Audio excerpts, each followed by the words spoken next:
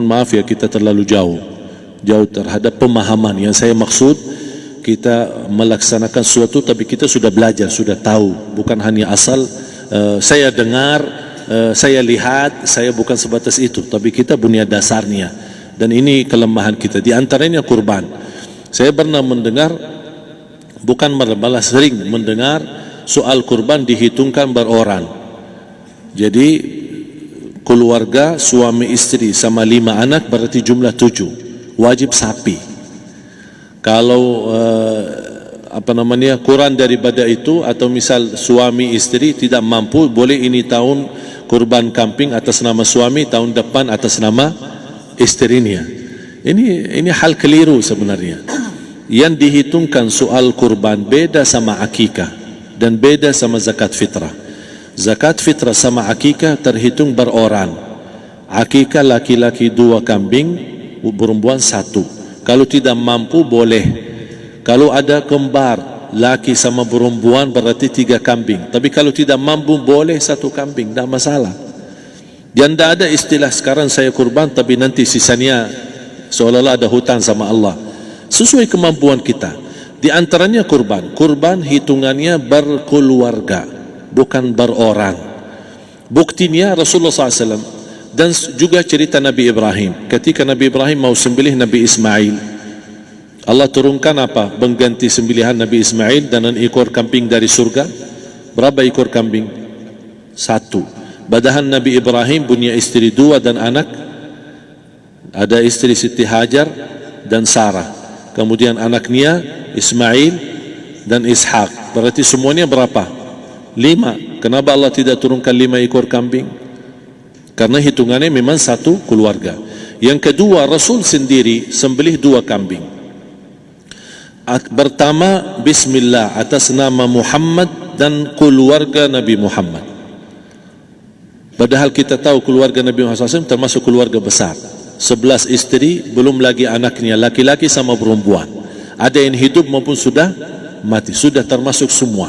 Yang hidup maupun mati. Yang kedua, Rasul sembelih sembelihan yang kedua atas namaku dan umatku. Umatnya berapa miliar? Cuma 1 ekor kambing. Kenapa Rasulullah SAW berkurban atas nama dirinya dan umatnya? Saya mengambil salah satu di sini tanda sayangnya Rasul kepada umatnya. Jadi saya selalu berkata, orang miskin yang tidak mampu berkurban seharusnya bangga di hari kurban, karena Rasul sudah kurbankan duluan atas nama dia. Jadi terima kasih ya Rasulullah, ingatkan kita. Yang kita tidak mampu, Rasul sudah. Bahkan kalau Rasul sudah kurban atas nama umatnya yang tidak mampu, berarti sudah terkabul. Kita aja belum tahu kabul atau tidak kalau kita berkurban. Tapi kalau Rasul sudah terjamin makbul. Oleh sebab itu hitungan kurban itu adalah 1 keluarga. Misal bapa punya istri, punya anak. Itu kalau mampu sapi silahkan. Mampu 1000 sapi silahkan. Kalau soal kemampuan tidak ada masalah. Tapi kalau soal kewajiban, tidak ada wajib lebih daripada 1 ekor kambing. 1 ekor kambing. Misal kalau bapa punya istri 4, misal, cuman ini misal ya.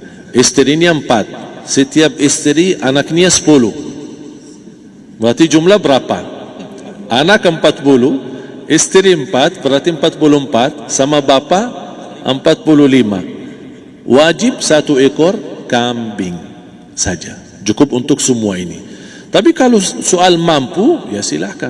Mau 1000 kambing boleh, mau 1000 sapi boleh. Tidak ada yang melarang kalau soal kemampuan. Dan kalau kita mau sembelih, Bismillah atas namaku dan keluarga. Tidak perlu bawa data-data nama keluarga. Jadi disebutkan tukang sembelihnya ada capek menunggu sambil sebutkan nama-nama. Tidak perlu. Udah Bismillah atas namaku dan keluarga. Termasuk kata atas namaku dan keluarga, termasuk orang tua yang sudah meninggal. Termasuk orang tua yang karena kita adalah hasil daripada orang tua. Itu sudah termasuk, tidak perlu kita sebutkan. Ada sebagian ulama membolehkan kalau kita mampu, mau khusus kambing atas nama orang tua, tidak masalah. Kalau kita mampu. Tapi kalau kita tidak mampu, itu sudah termasuk orang tua kita bersama keluarga besar kita. Ini salah satu kenikmatan, dan ini termasuk juga sedekah yang berguna bagi orang yang sudah meninggal di keluarga kita. Wallahu ta'ala alam. Dan juga masalah panitia, bisa kita mewakili. Kalau kita tidak mengerti sembelihannya dan tidak mengerti cara bagiannya, tapi ada satu sunnah yang termasuk kehilangan sunnah ini adalah banyak yang tidak mau makan dari hasil kurban. Padahal itu sunnah Rasul. Dari akikah boleh makan, dari kurban pun boleh makan. Bahkan sunnah SAW dibagi 3. Sepertiga pertama dihadiahkan. Maksudnya kata dihadiahkan kepada orang kaya. Misal tetangga saya tapi orang kaya, dia bukan miskin, tapi boleh saling hadiah. Karena inti daripada hadiah silaturrahim. Ada keluarga kita termasuk mampu, tapi saya kasih, ini alhamdulillah saya sembelih sapi. Barangkali dia tidak mampu, cuma sembelih kambing. Udah, kita dapat daging kambing, dia dapat daging sapi. Tapi dengan niat hadiah, bukan sedekah, karena dia bukan orang miskin yang menerima sedekah. Yang sepertiga yang kedua adalah sedekah. Sedekah itu termasuk orang miskin. Yang ketiga, kita makan sendiri. Bahkan Rasulullah SAW selepas Idul Adha, beda sama Idul Fitri. Sebelum Idul Fitri dia makan kurma, meyakinkan batalan puasa. Tapi kalau Idul Adha tidak makan dan minum sebelum salat, kenapa? Bukan berarti tidak boleh. Tapi Rasulullah SAW ingin pertama pembukaannya, buka sarapannya atau makan di pagi harinya selepas Idul Adha adalah dari hasil sembelihan kambing itu atau dari kurban. Jadi kita sebagian sedikit. Tapi kalau kita merasa alhamdulillah rezeki saya banyak di rumah, alhamdulillah banyak ada makanan, mau sedekahin semuanya, semua mau sedekahin, tidak masalah. Tapi yang saya maksud, kenapa tidak kita sekali-kali hidupkan sunnah Rasul? Jadi sebagian, walaupun ada sebagian sedikit lah, buat istilahnya sama sedikit porsi nasi atau apa, karena kita berhak sebagai kita kurbankan lillahi ta'ala, kita berhak menikmati kurban ini yang lillahi ta'ala supaya kita mendapatkan keberkahannya, bukan hanya orang lain. Terus yang kedua ada masalah pembayaran. Kalau kita wakili panitia, boleh kita pesan sama panitia, tolong sedikit dari kurban saya minta buat saya makan. Itu tidak masalah, kita boleh minta.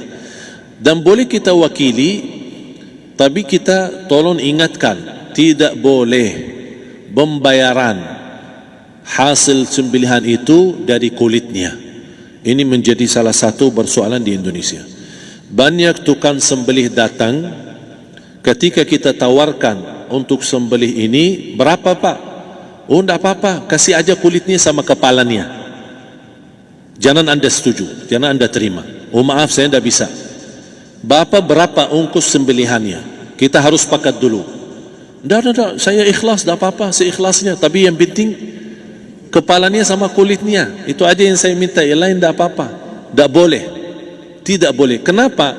Karena ini kurban. Kata kurban berarti lillahi ta'ala, bukan untuk jual beli. Kalau kita sudah bayar dari bagian kurban, berarti bukan lillahi ta'ala. Harus kita jaga amalan itu.